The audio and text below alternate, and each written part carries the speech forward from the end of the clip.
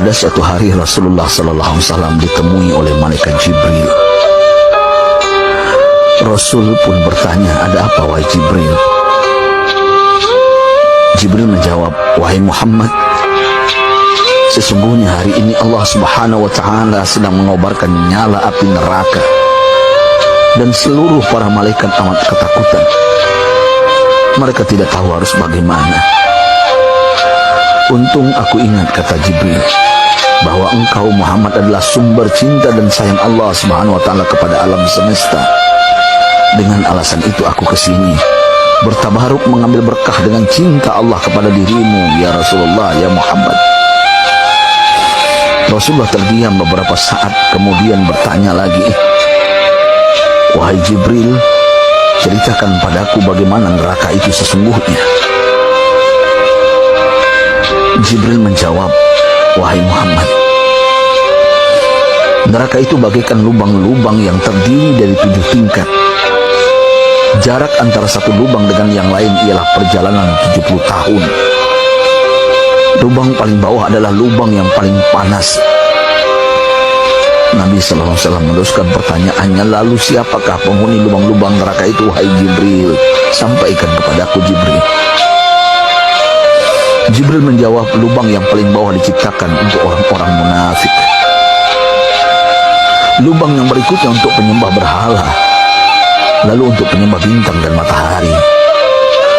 Jibril terus menerangkan penghuni tingkatan neraka hingga lubang yang kelima, tempat umat Yahudi, dan yang keenam dihuni oleh umat Nasrani. Setelah menjelaskan penghuni 6 tingkatan neraka, Jibril diam cukup lama. Rasulullah SAW penasaran dan bertanya kepada Jibril, "Wahai Jibril, siapakah penghuni neraka yang ketujuh?" Jibril diam saja tidak menjawab. Rasulullah SAW mengulangi pertanyaannya, tapi Jibril tetap diam. Rasulullah tambah penasaran dan mendesak Jibril agar dijawab pertanyaannya. Akhirnya Jibril pun berkata, "Umatmu, wahai Muhammad, mereka itu para pelaku dosa besar di kalangan umatmu, yang dimana sampai mereka mati belum sempat bertaubat." Mendengar jawaban Jibril, Rasulullah langsung jatuh pingsan. Jibril merangkulnya dan meletakkan tubuh baginda di atas pangkuannya.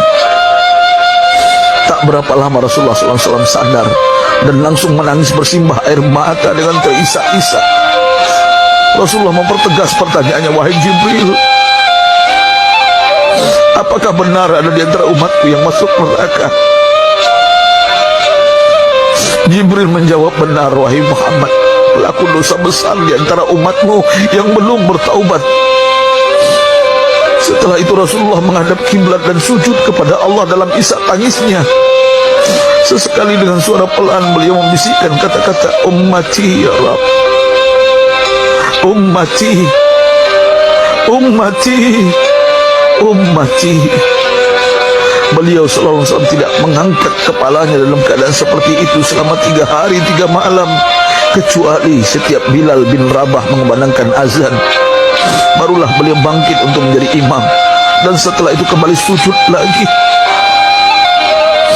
Pada hari ketiga Abu Bakar menyadari hal ini, beliau mengetuk pintu Rasulullah dan mengucapkan salam 3 kali, namun tidak terdengar jawaban. Abu Bakar sedih dan berseru di hadapan pintu Nabi besar Muhammad SAW, "Apakah ada jalan untuk masuk ke rumahmu ya Rasulullah?" Tetap tidak ada jawaban. Di jalan Abu Bakar bertemu sahabat Umar. "Mengapa engkau menangis, wahai Abu Bakar?" kata Umar. Abu Bakar menceritakan keadaan Rasulullah SAW. Maka Umar pun melangkah menuju rumah Rasulullah dan terjadilah hal yang sama. Umar pun pulang dan menangis.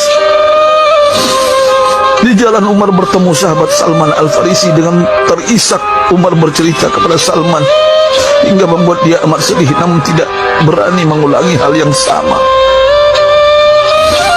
Salman melangkah menuju rumah Fatimah radhiyallahu anha dan menceritakan hal itu. Setengah berlari Fatimah menuju rumah ayah tercinta dan mengetuk pintu sambil mengucapkan salam. Mendengar suara lembut putri tercinta, sejuklah dada Rasulullah. Beliau bangkit dari sujud dan membuka pintu.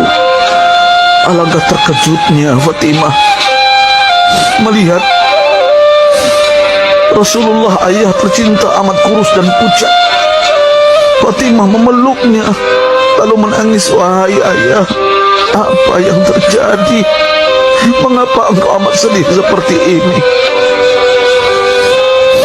Rasulullah kembali menangis dan berkata dengan suara lirik, wahai Fatimah, belahan jiwaku, bagaimana mungkin aku tidak sedih sedangkan Jibril mengatakan akan ada kelak umatku yang akan masuk neraka.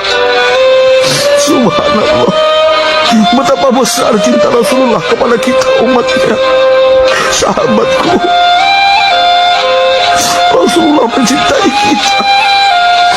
Antaman ma'aman ahbabta, engkau akan berkumpul dengan orang yang kau cintai. Mari kita mencintai baginda Nabi besar Muhammad SAW yang mencintai kita, umat yang tidak rela kita masuk neraka. Mari kita mencintai beliau dengan berselawat. Sahabatku, sampaikan, Rasul mengajarkan kepada kita, mandalla ala khairin falau misla ajri fa'ili.